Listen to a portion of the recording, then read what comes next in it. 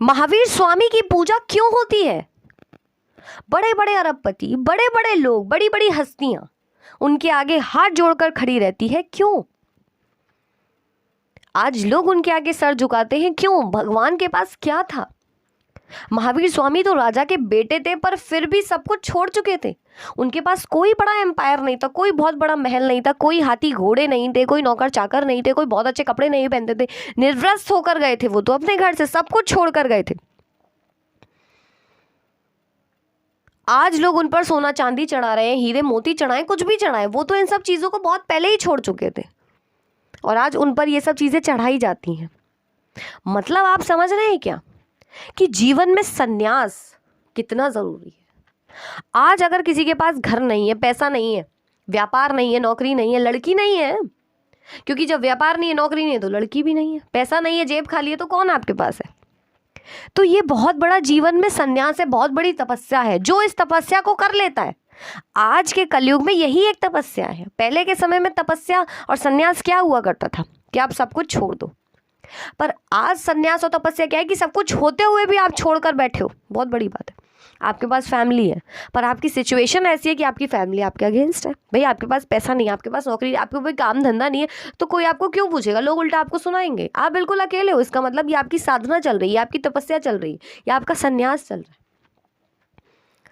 ऐसा नहीं है कि आप सब कुछ छोड़कर जंगल में जाकर ही संन्यास ले, नहीं।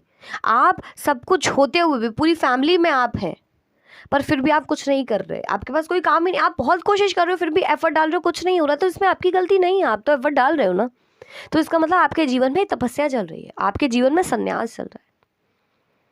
तो जो इस संन्यास को, इस तपस्या को कर जाएगा, उसे बहुत कुछ मिल जाएगा। तो जिसके पास आज जो नहीं है वो उसके लिए दुखी ना हो, क्योंकि भगवान तो इन सब चीज़ों को बहुत पहले ही छोड़ चुके। भगवान को मालूम था इन सब चीज़ों में खुशियाँ नहीं है। महल में या किसी एम्पायर में रहने में या घोड़ा गाड़ी नौकर चाकर के साथ रहने में खुशी नहीं है, शोषा में खुशी नहीं है। असली खुशी जिंदगी की संन्यास में ही है, तपस्या में, स्ट्रगल के दिनों में है। आज जो लोग गरीबी को बहुत बड़ा अभिशाप मानते हैं ना, बहुत बड़ा दुख मानते हैं, मैं नहीं कहती। अगर गरीबी दुख होता तो भगवान महावीर स्वामी तो निर्वस्त्र होके जाते हैं, फिर भी आज उनकी पूजा होती है। क्यों? क्योंकि वो जिंदगी की सच्चाई को जानते हैं। अगर वो निर्वस्त्र नहीं रहते, वो अपने पिता के एम्पायर को नहीं छोड़ते, तो आज उनकी पूजा कहाँ हो रही होती?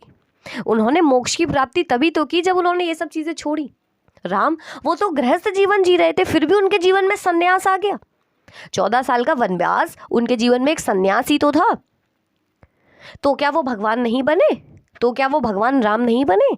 आज उनकी पूजा क्यों हो रही है? इसी वजह से तो हो रही है कि उनके जीवन में 14 साल का वनवास आया और उन्होंने उसको झेला, बहुत अच्छे से वो उसको झेल कर निकल पाए। 14 साल वनवास को उन्होंने काटा और बहुत खुशी खुशी काटा। तो आपके जीवन में जो समय आया है उसको आपको काटना है, वो आपके जीवन की एक तपस्या है, संन्यास है। अगर आज आपके पास घर नहीं है, होते हुए भी आपके पास घर नहीं है, अगर आपके पास जमीन जायदाद है, सब कुछ है, पर आप उसका नहीं उठा पा रहे उसका फ़ायदा, तो वो आपके हाथ में नहीं है। आपके जीवन में शायद ये बुरा वक्त आया किसी ना किसी वजह से, आपके पास सब कुछ होते हुए भी आप उसका फ़ायदा नहीं उठा पा रहे हो, इसका मतलब आपको कुछ और मिलना है। आप काबिल हो, आप डिज़र्व करते हो। राम भी डिज़र्व करते थे राजा बनना, पर नहीं बने। इसका मतलब ये नहीं था कि वो राजा बनने लायक नहीं थे, उनका वो समय नहीं था। उस समय उनके भाग्य में नहीं था कि वो राजा बने, उनके भाग में था कि वो 14 साल वनवास में काट के आए, राक्षसों का संहार करें, रावण जैसे राक्षस को मारे, धरती को राक्षसों से छुटकारा दिलवाए, फिर वो भगवान राम राजा बने। तो आपकी लाइफ में भी क्या पता इतना बड़ा चक्रव्यूह अगर बना हुआ है, आप उलझे हुए, तो उसका क्या मालूम कि आपको क्या सॉल्यूशन ढूंढना है। भगवान भोलेनाथ वो भी बहुत साधारण जीवन जीते थे, तो इंसान कभी डरे ना, अपने बुरे हालातों से घबराए ना, हताश ना हो। भगवान भोलेनाथ तो खुली हवाओं में रहते थे, उनके पास तो कोई घर नहीं था। तो अगर आज इंसान इसलिए दुखी है कि मेरे पास घर नहीं है, तो ये कोई बहुत बड़ा दुख का कारण नहीं है।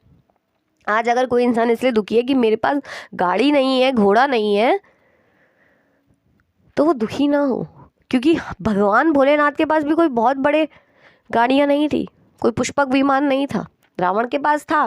पर भोलेनाथ जिन्होंने रावण को सब कुछ दिया था, वो भोलेनाथ नंदी की सवारी करते थे, समझने की कोशिश कीजिएगा कि भगवान से बना है वो रावण। भगवान नहीं तो रावण को वरदान देते चले गए और रावण बनता चला गया, और वो भगवान कितना सिंपल रहते हैं। समझने की कोशिश कीजिएगा। जो लोग अगर बहुत साधारण जीवन जी रहे हैं, बहुत सिंपल कपड़े पहन रहे हैं, बहुत ब्रांडेड कपड़े नहीं पहन रहे, बहुत महंगे कपड़े नहीं पहन रहे, बहुत महंगे घर में नहीं रह रहे, बहुत लेविश लाइफ नहीं जी रहे, तो इसका मतलब ये नहीं है कि वो बेकार है। क्योंकि वो भगवान जिन्होंने सृष्टि बनाई है, ये पूरी दुनिया बनाई है, या वो भगवान जिन्होंने रावण को बनाया था, रावण को वरदान देते चले गए, तभी तो रावण बनता चला गया। वो भगवान कितना सिंपल रहते हैं, ध्यान में लगे रहते हैं, अकेले रहते हैं। आज जीते जागते आप प्रेमानंद महाराज जी को देख लीजिए, उनके पास कोई संपत्ति नहीं है। उनके पास भी अपने माँ बाप थे, पर वो अपने माँ बाप को छोड़ चुके। क्यों? क्योंकि वो लाइफ की सच्चाई को जानते थे, रियलिटी को जानते थे। ये माँ बाप परमानेंट नहीं रहेंगे, माँ बाप का घर मेरे लिए परमानेंट नहीं है, एक दिन मुझे भी ये दुनिया छोड़ के जाना है, उन्हें मालूम था। तो जीवन में संन्यास बहुत ज़रूरी है।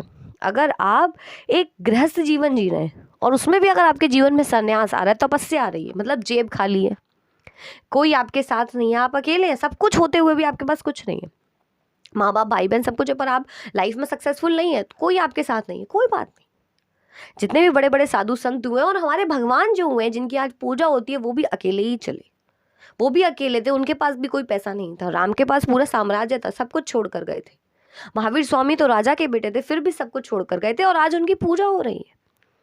समझने की कोशिश कीजिए। बड़े बड़े सक्सेसफुल लोगों की स्ट्रगल स्टोरी भी यही होती है।